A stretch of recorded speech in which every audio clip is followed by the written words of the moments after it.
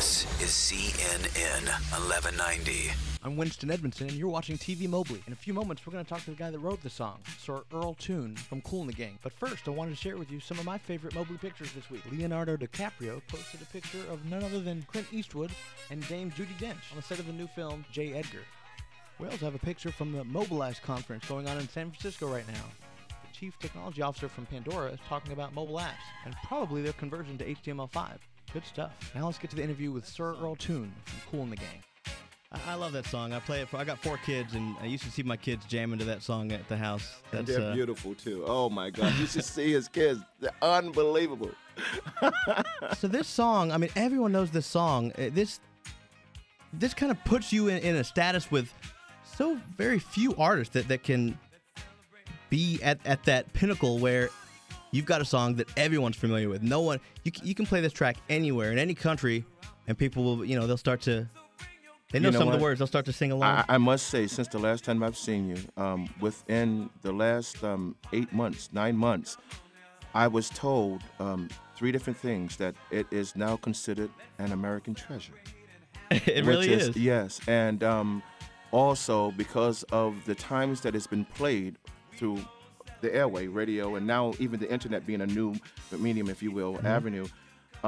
It's considered like Beethoven or Bach music, the Beatles, in that sort of realm. And there's only one song that rivals it within a celebrative time, but it's still sung, but it's still number one. You know what song that is? What's that? Happy birthday.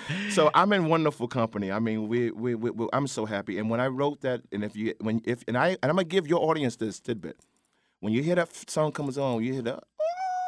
That when I did that, and the Yahoo, I was in North Carolina, and when I saw everybody talking about Yahoo throwing up their hats and so and all that, this was like a joke, man. This song wasn't one that we thought was going to even make the album, would you believe? And the record company wanted to keep this, so when I wrote those words and those lyrics, celebrate, good times come on, I had we're going to celebrate your party with you celebration, had no idea that it would be loved and embraced.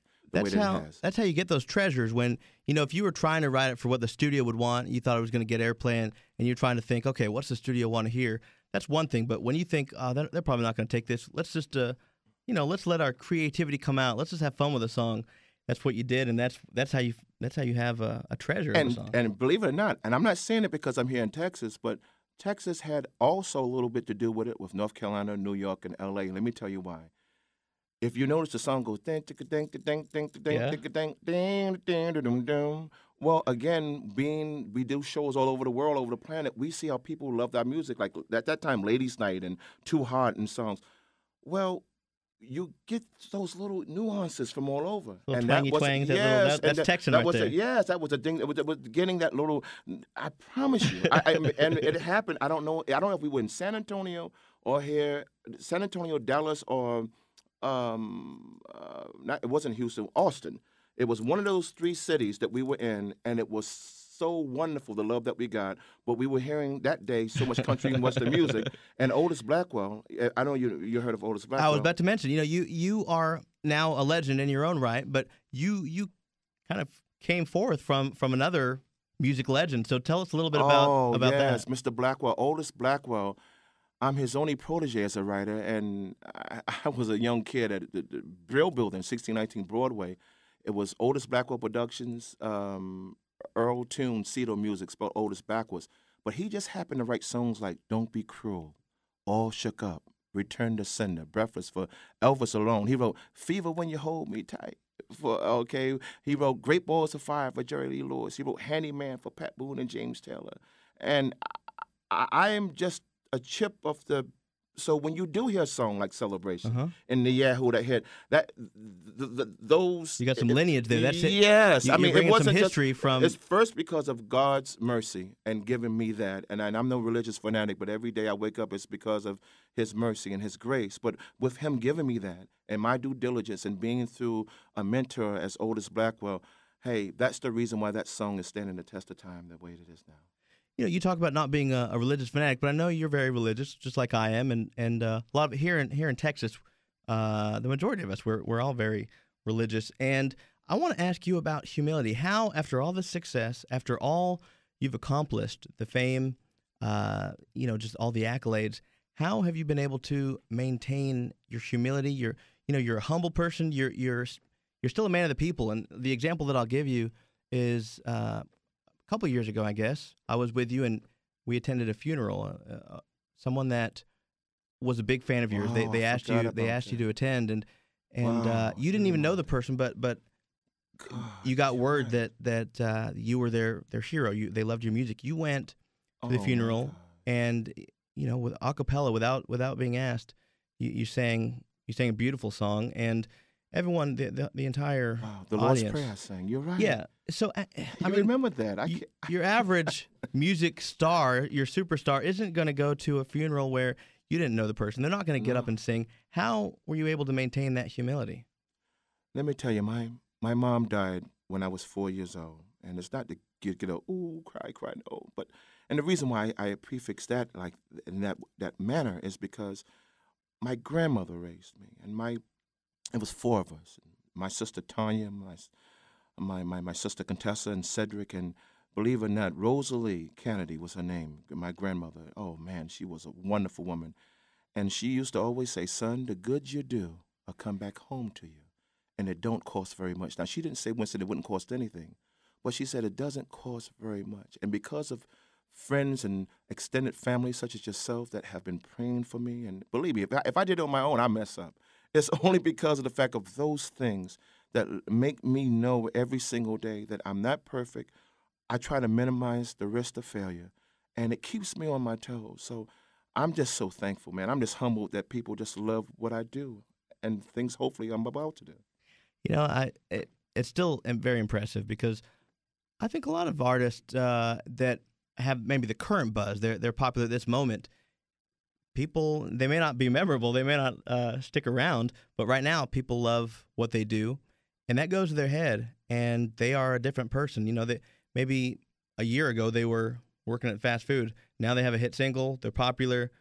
They don't want to give you an autograph, they don't even want to look at you.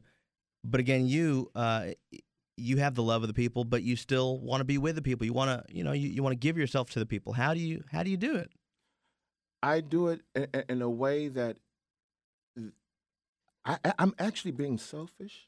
I really am. Because they're giving so much.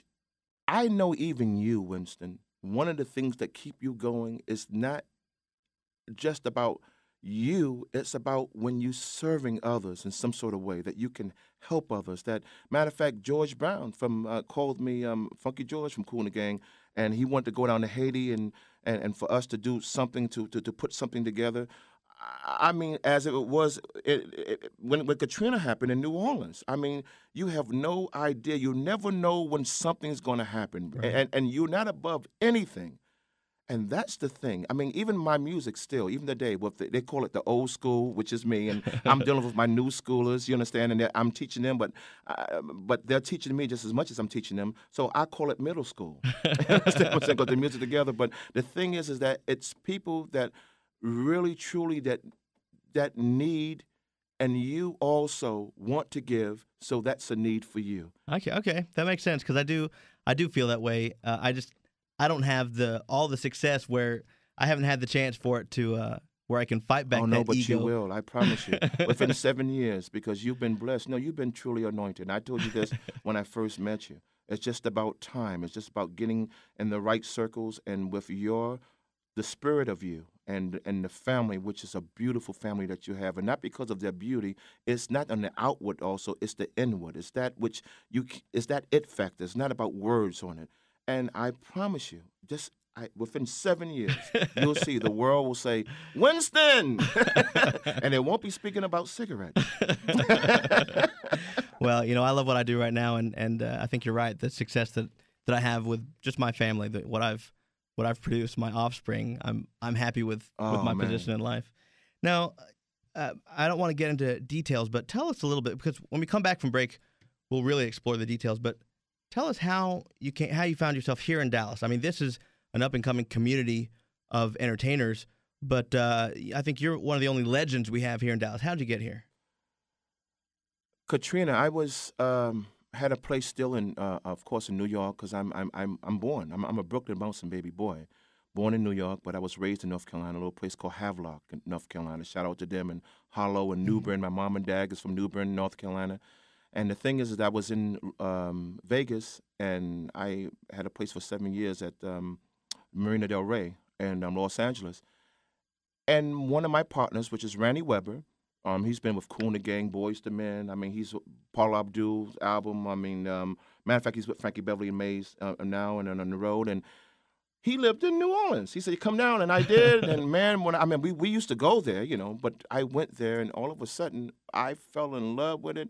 And I said, if this gentleman would win, his name is Ray Nagin.